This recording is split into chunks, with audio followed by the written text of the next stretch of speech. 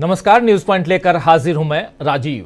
दोस्तों, दिल्ली से बिहार तक सियासी माहौल बदलता जा रहा है। दिल्ली में आप जानते हैं चुनाव है और दिल्ली चुनाव में आज से राहुल गांधी की एंट्री भी होने जा रही है। अब से थोड़ी देर बाद राहुल गांधी दिल्ली के सीलमपुर क्षेत्र में इन चुनावों के लिए अपनी पहली रैली करने जा रहे हैं। राहुल अपने भाषण में किन मुद्दों को प्रमुखता देते हैं और किस तरह अपने विरोधियों पर निशाना साधते हैं, उससे तय होगा कि कड़कड़ाती ठंड में, सर्दी में दिल्ली का सियासी तापमान और कितना बढ़ता है। उधर नीतीश कुमार को जिस तरह बिहार में उनकी पार्टी और गठबंधन के लोग नियंत्रित कर रहे हैं, उस पर अब तेजस्वी यादव ने नया हमला किया है और साथ ही नीतीश के भविष्य को लेकर एक बड़ा दावा किया है। वहीं इधर दिल्ली चुनाव में आम आदमी पार्टी ने अपने तीखे हमलों से सियासी पारा काफी चढ़ा दिया है। भ्रष्टाचार के आरोपों की शुरुआत नरेंद्र मोदी ने की थी और केजरीवाल पर शीश महल बनाने का आरोप लगाया था, तो अब अरविंद केजरीवाल ने बीजेपी और बीजेपी के साथ साथ चुनाव आयोग को भी सवालों में घेरा है। आपको बता दूं कि आम आदमी पार्टी के प्रत्याशी अवध ओझा का मतदाता कार्ड ग्रेटर नोएडा से दिल्ली में शिफ्ट करवाने को लेकर जो अड़चनें आ रही थीं, उस पर अरविंद केजरीवाल ने सवाल उठाए, प्रेस कॉन्फ्रेंस किए और कि जब आवेदन की आखिरी तारीख 7 जनवरी थी तो फिर एक खत के जरिए इसे अचानक 6 जनवरी क्यों करवाया गया? क्या ये अवध ओझा को चुनाव लड़ने से रोकने के लिए था? इसी तरह केजरीवाल ने दिल्ली में कई बीजेपी सांसदों और नेताओं के बंगलों के पतों पर 20-30 नए वोटर जुड़ने को लेकर भी सवाल उठाए। कल इसी मुद्दे पर संजय सिंह ने भी प्रेस कॉन्फ्रेंस की थी। तो आज इन दोनों मुद्दों पर आम आदमी पार्टी के नेताओं ने चुनाव आयोग से मुलाकात की और उससे पहले अरविंद केजरीवाल ने प्रेस कॉन्फ्रेंस की और वहां से क्या जवाब मिला है, यानी उधर चुनाव आयोग में मुलाकात करने के बाद क्या जवाब मिला है, इस बारे में केजरीवाल ने जानकारी दी है। ये सबसे पहले अरविंद केजरीवाल की इस बाइट को सुनते हैं। उधर बिहार भी चलेंगे, बिहार में क्या कुछ चल रहा है और तेजस्वी यादव के साथ साथ रोहिणी आचार्य ने, जी हां, उनकी बहन और लालू यादव की पुत्री और सांसद रोहिणी आचार्य ने साफ साफ क्या कुछ कह डाला है अपने पिता के बारे में, वो भी सुनेंगे। लेकिन पहले अरविंद केजरीवाल को सुनिए। अभी हम लोग चुनाव आयोग से मिलके आ रहे हैं। हमने सुबह ही टाइम मांगा था और अभी आने के जस्ट पहले हमारे पास उनका फ़ोन आया और उन्होंने इतने शॉर्ट नोटिस पे हमें मिलने के लिए बुलाया। इसके लिए हम चुनाव आयोग का बहुत बहुत शुक्रिया अदा करना चाहते हैं। एक अच्छी खबर ये है कि चुनाव आयोग ने अवध ओझा जी के नॉमिनेशन वोटर को शिफ्ट करने के आदेश दे दिए हैं और उनका वोट बन जाएगा दिल्ली में और वो अपना नॉमिनेशन फाइल कर पाएंगे। इसके लिए भी मैं चुनाव आयोग का बहुत बहुत शुक्रिया अदा करना चाहता हूं। हमने चुनाव आयोग को बताया कि किस तरह से नई दिल्ली विधानसभा में बीजेपी के एमपीज़ के यहाँ एक एमपी के यहाँ 30-30, 40-40 वोट बनने के लिए पिछले 15-20 दिन में एप्लीकेशंस डाली गई हैं। तो उन्होंने पूरा आश्वासन दिया है कि किसी भी हालत में कोई भी एक भी गलत वोट बनने नहीं दिया जाएगा और इसकी एक वोट की बहुत डीप इंक्वायरी करके ही कोई भी एक्शन लिया जाएगा।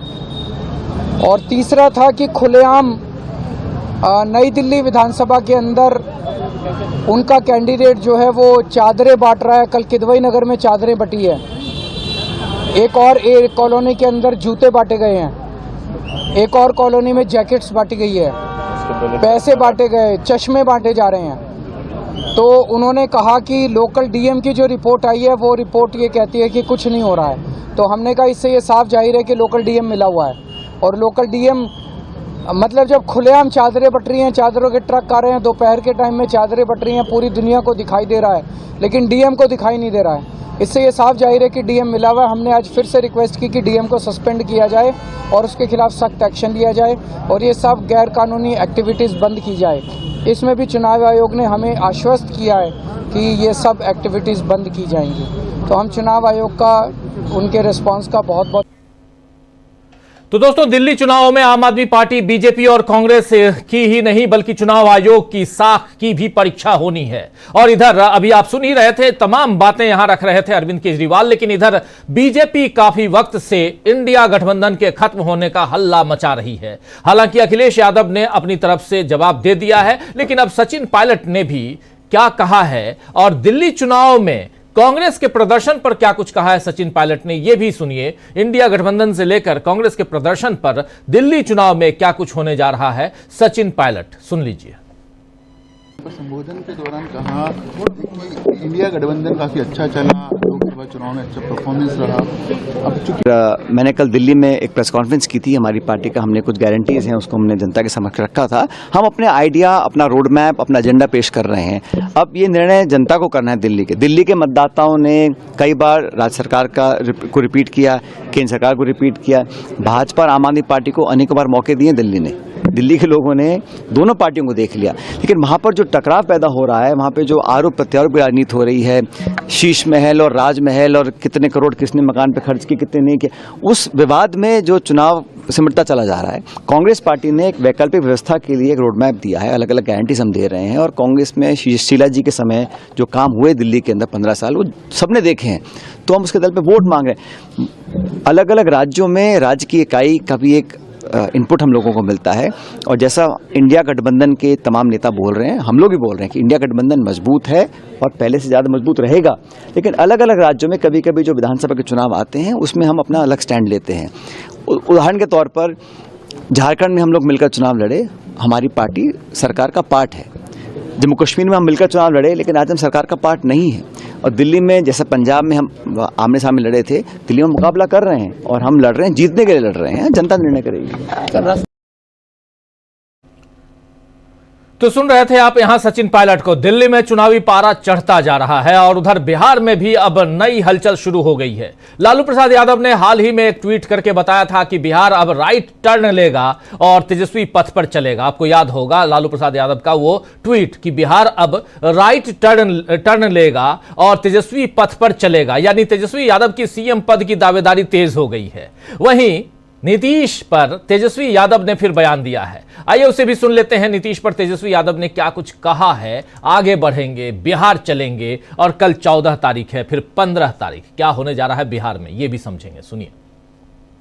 पूर्वांचल लोगों पर उन्होंने बयान दिया है, क्या वोट दिलवाने का काम किया जा रहा है? रखिए, कोई बिहार के लोगों को गाली नहीं दी है, पहली बात। ये बात का बतंगर बनाने वाले लोग बनाते हैं। जो बिहार की बात कर रहे हैं, बताओ ना बिहार को विशेष राज्य का दर्जा कब दोगे? बड़ी चिंता आपको बिहार की। तो बाहर आए तो कितना फंड मिला आपको? आने वाले विधानसभा चुनाव में नीतीश कुमार से क्या गठबंधन होगी या फिर ऐसे ही चलेगा? कोई मतलब ही नहीं भाई, पैर पे कुल्हाड़ी थोड़ी हम जाके मारेंगे। हमेशा नीतीश जी बोलते हैं कि कभी इधर कभी उधर पलटी मार देते हैं, लेकिन फिर भी हाँ, तो उनका लास्ट था। सर पीके का भी एक दल होगा अब की? हम नहीं, हमको जानकारी रहे। सब लोगों का हक है, अधिकार है, लोकतंत्र है, क्यों नहीं होना चाहिए? तो उनका लास्टे था, कह रहे हैं यहां पर तेजस्वी यादव। नीतीश कुमार के इधर उधर होने के सवाल पर साफ साफ यही कह रहे हैं कि हाँ तो उनका तो लास्टे था, यानी अब नीतीश कुमार का सियासी जीवन खत्म हो रहा है। मुख्यमंत्री की पारी आखिरी चरण में आ गई है, ये बड़ा दावा तेजस्वी यादव कर रहे हैं। बीजेपी भी नीतीश कुमार को सीएम का चेहरा नहीं मान रही है, केवल जेडीयू कह रही है कि 25 से 30 फिर से नीतीश। तो इसका मतलब है कि अब नीतीश कुमार को अपने सियासी भविष्य की चिंता करनी होगी, और क्या वो ऐसा कर पाएंगे, क्योंकि उनके इर्द गिर्द के लोग उन्हें बोलने नहीं देते हैं। इसका एक और वीडियो आज आरजेडी ने ट्विटर के जरिए जनता तक पहुंचाया है। आइए जरा उस वीडियो को देखिए, जिसमें आरजेडी का कहना है कि उनके इर्द गिर्द के लोग नीतीश बाबू को बोलने ही नहीं देते हैं। 20-30 मिनट सिर्फ बोलते हैं नीतीश बाबू, 20-30 सेकंड बोलते हैं कि उसके बाद वो उनको बाहर कर देते हैं। आखिर ऐसा क्यों कहा जा रहा है आरजेडी की तरफ से, लेकिन बहुत महत्वपूर्ण है। आइए जरा देख लेते हैं इस वीडियो को। और इस वीडियो को किसी और के वीडियो को शेयर किया है यहां पर तेजस्वी यादव की पार्टी, लालू प्रसाद यादव की पार्टी आरजेडी ने। देखिए इसे। महिलाएं कितनी अच्छी बढ़ रही हैं। पहले घर में रहते थे भैया ना, बाहर निकल आप लोगों को भी कहेंगे हम आप पैदा हुए कौन? माता ना पैदा कीजिए, माँ न की। तो सबको इन्हीं को पावर है, इसलिए जरा सबको बढ़ाइए। अब आप देखिए महिलाएं कितनी अच्छी बढ़ रही हैं। पहले घर में रहते थे भैया ना। तो लालू प्रसाद यादव और तेजस्वी यादव लगातार हमलावर हैं इधर नीतीश बाबू पे, और लालू प्रसाद यादव की बात न करें लेकिन तेजस्वी यादव की बात जरूर कर सकते हैं कि वो हमलावर हैं। और लेकिन इसी मसले पर इधर नीतीश बाबू बोलने जाते हैं कि उन्हें रोक दिया जाता है, ये बात कह रहे हैं तेजस्वी यादव। आरजेडी की तरफ से ये वीडियो जारी किया गया था, लेकिन एक चौंकाने वाली बात रोहिणी आचार्य कह रही हैं, तेजस्वी यादव की बहन।